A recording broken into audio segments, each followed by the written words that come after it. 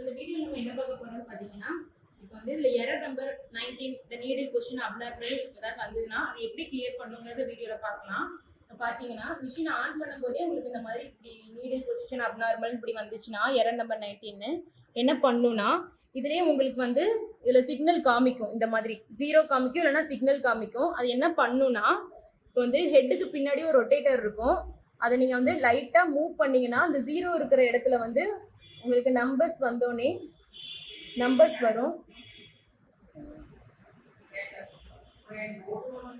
இப்போ நம்பர்ஸ் வந்தோடனே அப்புறம் அந்த 100ன்னு இருக்குல்ல, இதை டச் பண்ணிட்டீங்கன்னா போதும், அவ்வளோதான், கிளியர் ஆயிரும்.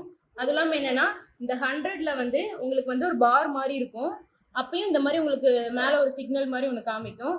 அதுக்கு என்ன பண்ணுன்னா, மறுபடியும் மிஷினை ஆஃப் பண்ணிவிட்டு ஆன் பண்ணிவிட்டு அதுக்கப்புறம் இந்த 100ன்னு இருக்கும், அதை டச் பண்ணிங்கன்னா அதுக்கப்புறம் அதுவும் கிளியர் ஆகிடும்.